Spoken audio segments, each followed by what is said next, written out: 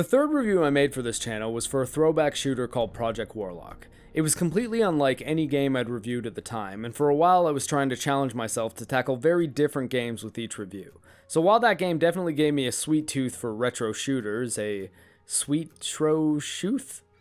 didn't dive right into the next game I wanted to review, and took a bit of a detour into the Bloodstained games, knowing that the impending release of Ritual of the Night would make that content relevant.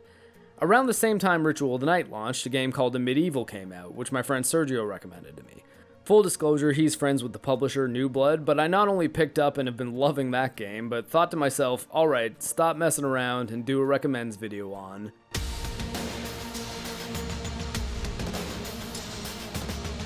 If Project Warlock was a game born out of the ashes of the original Doom games, Dusk is probably the perfect game to follow it up with, as it's essentially a modern successor to the original Quake. What a time to be a fan of id Software's history. Not only have Doom and Wolfenstein been revived as solid AAA games, but indie developers have been harnessing the souls of Doom, Quake, and Heretic and putting out absolute bangers. Now when I say harnessing the souls, I don't mean they're taking the skeletons of those games, slapping some shinier graphics on them and calling it a day. It's more like my pompous, poetic way of saying that they're doing a good job of acknowledging the history of where those games came from, while providing entirely new experiences. Just as Project Warlock is not simply a new Doom game, Dusk is far more than a new Quake game. It's slightly similar in its tone, graphic style, and feel, but cranks up the speed to a level where you'll have several "how did my brain and reflexes even do that" moments, and after a rather straightforward first episode set in a backwoods town full of cultists, the creativity of the game design cranks up several notches. The art style sort of relishes in how low polygon count it looks. It's as if the game was ripped straight out of 1996. But while it might appear clunky and plain looking at first glance, if you take a second to appreciate the finer details like the cool enemy designs, unique looking levels, and subtle use of particle effects, you'll find it's a lot more attractive than it seemed. Like Rachel Lee Cook in She's All That? I'll admit, sometimes I have to stretch for the graphics as beautiful celebrities gag, and that one was certainly a reach. One particular level in episode 2 is set in Escher Labs, and if you're familiar with the works of MC Escher, you'll immediately appreciate how heavily his works inspired this sequence, and if you're not, he's the stairways going in crazy directions guy. He's referenced in everything from the 1986 David Bowie classic Labyrinth to the manga that seems to be popping up in a lot of my videos, Berserk. Similar to Lovecraft or Geiger, Escher's works are a solid place to draw inspiration from if you want to convey something macabre or madness-inducing, and Dust does a great job of doing this, while also being a game which is equal parts scary and funny. Come on! Now! Come on! Kill me! Do it! Come on! Do it now! Later levels in the final episode add new mechanics, like one item which tilts the world, forcing you to use gravity to traverse between floating islands. So while the goal of find the colored key, open the door, get to the end of the level remains the same, it's approached with a level of creativity that isn't often seen in today's chart-topping AAA shooters. It kind of reminds me of director Robert Rodriguez's guerrilla filmmaking motto: if you can't solve a problem with money, solve it with creativity. The problem in this case being to create a compelling first-person shooter, and developer David Zemansky certainly wasn't making this game with the bank account of EA or Activision behind him, so he absolutely stepped up to the plate with the creativity. One of the aspects of this game which is greatly served by this creativity is Dust's horror elements. Don't let the low polygon art style and fast-paced shooting fool you. There are moments in this game which are downright tense.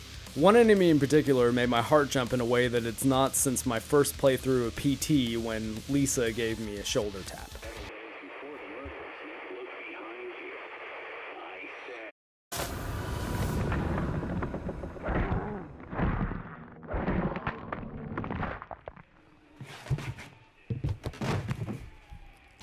The enemy type in question is a demon goat of sorts called a Wendigo who leaves bloody footprints. Not so bad, right? Wrong.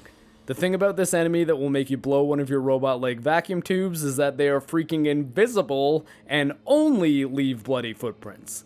My advice from all the other throwback shooters applies here. Keep your friends close and your double barrel shotgun closer. Fire that bad boy in the direction you're hearing the steps and they'll still be scary, but at least you'll be able to see them. Mobility is another key aspect of the game. In addition to the blistering old school movement speed, there are a few modern touches like a slide which is activated if you crouch while running. Not only that, you'll find jump pads scattered around many levels which launch you into the sky like you're playing Sonic the Hedgehog. In my head I even sometimes hear the sound effect. The fast movement combined with the complementary precision of the aiming and elements like jump pads give you the tools you need in order to survive the tense combat encounters, and you will need to use all of them. Because in the I Can Take It difficulty which I played, there's no regenerating health of any kind, not even between levels.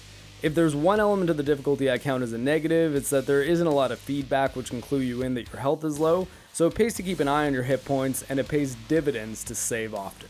If there's a blessing and a curse to many PC shooters, is that you can often save anywhere you want, but if you've become complacent with active saving and grown used to the AAA system of frequent checkpoints and fire and forget progress saves, you're bound to have a moment when you've braved some long and hard-fought battles, only to be felled by a minor enemy breathing on you because you didn't realize you only had 10 health points left and haven't saved since the previous level.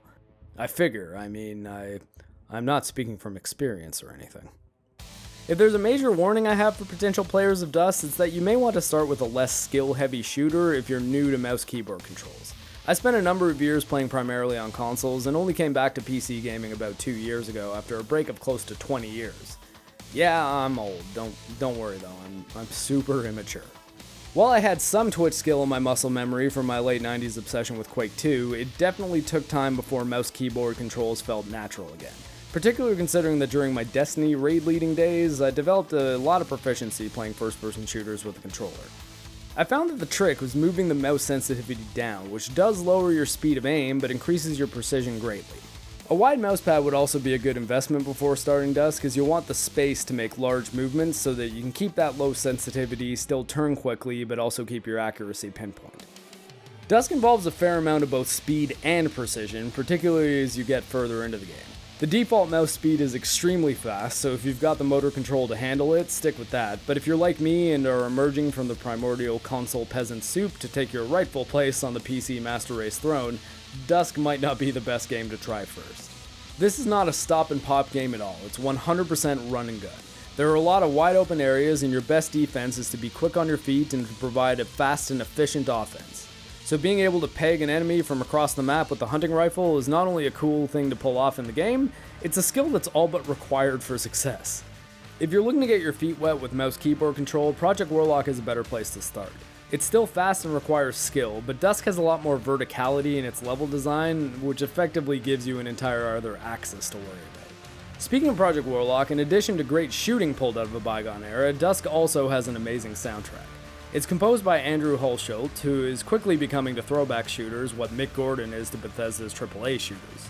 He's a composer who just gets the tone of these games, and in addition to the fantastic score he wrote for Dusk, has also composed for Medieval and the upcoming Proteus. I did back Proteus on Kickstarter, so take any positive/hype coming from me with a grain of salt, but face-melting metal is a language you can't fake with a lack of journalistic ethical standards.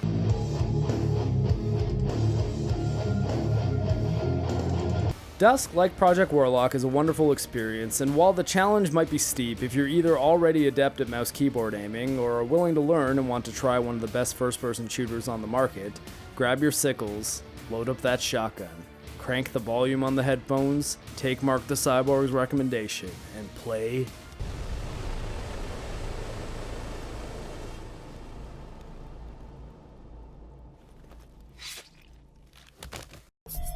Kill the intruder.